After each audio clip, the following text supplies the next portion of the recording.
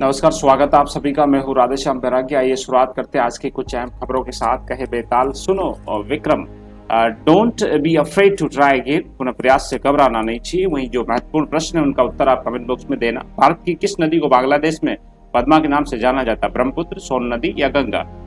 दूसरा क्वेश्चन है, भारत में पहला एटीएम किस शहर में खोला गया था? मुंबई, दिल्ली या बेंगलुरु? आंसर कमेंट बॉक्स में दीजिए। जनगण मन को राष्ट्रगान के रूप में कब स्वीकार किया गया? 26 जनवरी 1950 को, या 20 जनवरी 1950 को, या फिर 24 जनवरी 1950 को?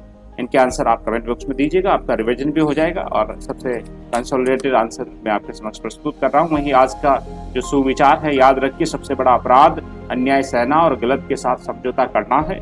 नेताजी सुभाष चंद्र बोस ने ये पंक्ति कही थी। वही आज का जो पंचांग है, गुरुवार 19 अगस्त 2021 श्रावण शुक्ल पक्ष द्वादशी तिथि, संवत 2078। सेंसेक्स 55,629.49 पर क्लोज हुआ। वहीं डॉलर की कीमत 74 रुपए 24 पैसे दर्ज की गई। वहीं जिस कंपनी से 4500 करोड़ रुपए चुराए, उस हैकर को सुरक्षा सलाहकार का ऑफर दिया गया। कहते हैं कि प्रवर्तन निदेशालय ईडी ने पीडीपी प्रमुख एवं जम्मू कश्मीर के पूर्व सीएम महबूबा मुफ्ती की मां गुलशन नजीर से धन शोधन के मामले में बुधवार को करीब 3 घंटे पूछताछ की। मुफ्ती ने कहा कि उनकी मां को बुलाना और पूछताछ करना दबाव बनाने के अलावा कुछ नहीं था। वहीं चोर को ही थानेदार बनाए जाने का एक दिलचस्प वाकया सामने आया। पिछले हफ्ते क्रिप्टो करेंसी के इतिहास की सबसे बड़ी 4500 करोड़ रुपए से अधिक की रकम हैक कर ली गई।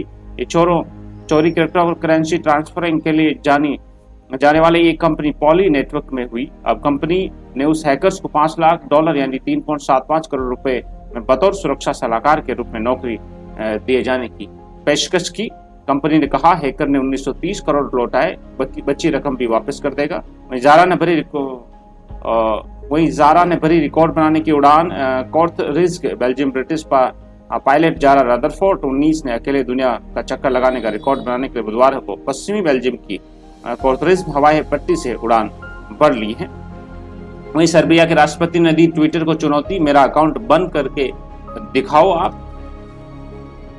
वहीं जो सबसे क्रिटिकल खबर में आज वर्ल्ड फोटोग्राफी डे विशेष में ऐतिहासिक तस्वीरों में अफगानिस्तान के बनने बिगड़ने के 100 साल के बारे में बात करें तो अफगानिस्तान पर तालिबान का कब्जा आश्चर्यजनक तौर पर तेज हुआ।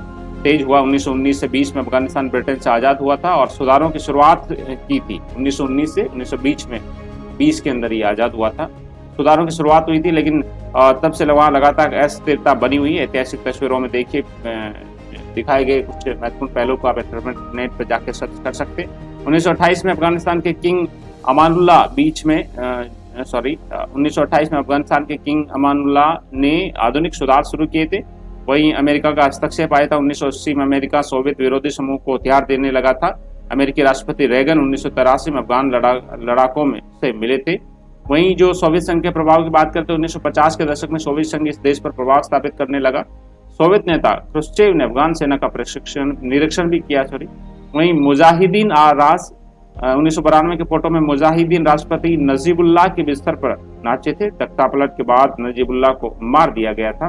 2020 की बात करें तो 2001 में अमेरिका ने अफगानिस्तान पर आक्रमण किया था। तालिबान का प्रभाव कम होने से हालात थोड़े सुधरने लगे थे। 20 साल के प्रयासों का नतीजा था कि लड़के लड़कियां साथ काम करने लगे थे वहां। वहीं भारतीय कंपनियों का credit quality outlook positive. CRISIL ratings ने वित्त वर्ष 2021-22 के लिए भारतीय कंपनियों का क्रेडिट क्वालिटी आउटलुक को सुधार कर पॉजिटिव कर दिया। पहले एजेंसी ने इस कंपनी को काशियसली ऑप्टिमिस्टिक रेटिंग दी हुई थी, जिसका मतलब होता है कि सतर्कता के साथ आशावादी नजरिया। चालू वित्त वर्ष के पहले 4 महीनों में भारतीय कंपनियों का क्रेडिट रेशियो भी 2.5 गुना से ज्यादा बढ़ गया। वित्त वर्ष 2020-21 की पहली छमाही में ये 1 दशक के निचले स्तर 5.54 गुना छू गया था। दूसरी तिमाही में ये 1.33 गुना हो गया और क्रिसिल रेटिंग्स 43 सेक्टरों का अध्ययन करके ये रेटिंग देती है। वहीं तालिबान सरकार में करजई की बड़ी भूमिका संभव। गनी यूएई की शरण में चले गए। यूएई ने कहा है कि गनी और परिवार मानवीय आधार पर हमारे देश में है। तालिबान से लड़ने वाले गवर्नर गिरफ्तार कर लिए गए हैं।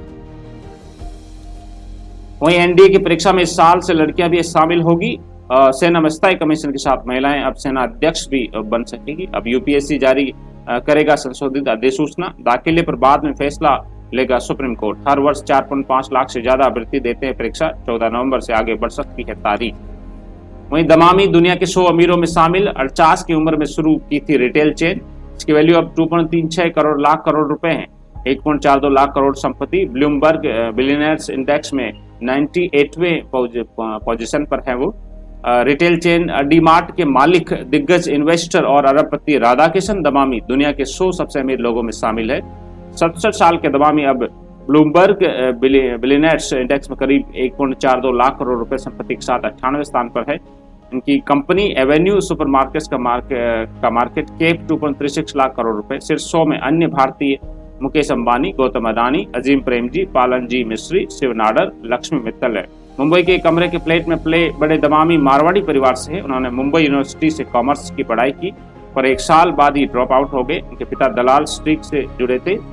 पिता के निधन के बाद दमामी ने अपना बॉल बेयरिंग का कारोबार छोड़ दिया और स्टॉक मार्केट ब्रोकर व निवेशक बन गए। उन्होंने भाई के साथ स्टॉक मार्केट ट्रेडिंग शुरू की, बेहतर मौके तलाश कर छोटी कंपनी में निवेश किया। 1995 में जब HDFC बैंक शेयर बाजार में लिस्ट हुई तो वे इसके सबसे बड़े इंडिविजुअल शेयर होल्डर बने। उन्हें शुरुआत से ही कंज्यूमर कंपनी से लगाव था, इसलिए 1999 में कोऑपरेटिव डिपार्टमेंटल स्टोर अपना बाजार खरीदा, पर बिजनेस मॉडल पसंद नहीं आया। 2000 में उन्होंने बाजार से ध्यान हटाकर हाइपर मार्केट चेन पर फोकस किया। 2002 में मुंबई के पवई में ही डी-मार्ट का पहला स्टोर शुरू हुआ।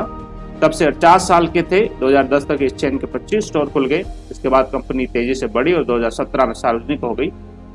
21 मार्च 2017 को कंपनी के शेयर BSE में IPO प्राइस 299 रुपए के मुकाबले 102% उछाल के साथ 604.40 रुपए लिस्ट हुए। कहते हैं कि दमामी हमेशा सफेद शर्ट और पैंट पहनते हैं और शेयर बाजार के दिग्गज निवेशकों के बीच मिस्टर व्हाइट एंड व्हाइट के नाम से जाने जाते हैं। स्टॉक ट्रेडिंग के मामले में दमामी अरबपति राकेश झुंझुनवाला के गुरु हैं। वे लॉ प्रोफेशनल भी रह चुके हैं। बड़ा ही मन प्रसंग है आज के अभ्यर्थियों के लिए ये प्रसंग। ऑयल उत्पादन बढ़ाने को अभियान चलाएगा केंद्र। 11,040 करोड़ रुपए मंजूर। खाद्य तेल, खासतौर पर पाम ऑयल का उत्पादन बढ़ाने के लिए केंद्र अब अभियान चलाएगा ताकि खर्चीला आयात घटाया जा सके। केंद्रीय मंत्रिमंडल ने बुधवार को 11,040 करोड़ रुपए के national mission for edible oils oil palm को मंजूरी दे दी है। वहीं जो राधाकिशन दमामी जी पर मैं शाम को स्पेशल कवरेज लेके आऊंगा, क्योंकि इनकी जो जीवन वृत्तांत है बड़ा मन प्रसंग है युवा वर्ग के लिए, साथ ही उन लोगों के लिए जो हताश हो जाते हैं। तो आइए मिलते हैं शाम को इसी प्रसंग में। वहीं एक महत्वपूर्ण खबर है राजस्थान के लिए, भीलवाड़ा जिले के लिए। UIT के प्लॉट पर निर्माण नहीं कराए तो आवंटन रद्द कर दिया जाएगा। UIT तैयार कर रहा खाली भूखंडों की सूची। 10 साल बाद हर साल 2% पेनल्टी भी लगेगी। सरकार समय पर निर्माण कर लो तो नहीं होगा, वरना ये देना पड़ेगा। इसी के साथ ही आज की समाचार बुलेटिन में इतना ही। शाम को मिलते हैं स्पेशल कवरेज में राधाकिशन दमामी डी-मार्ट के मालिक और उनके जीवन संघर्ष के बारे में। तब तक के लिए नमस्कार, हैव अ नाइस टाइम।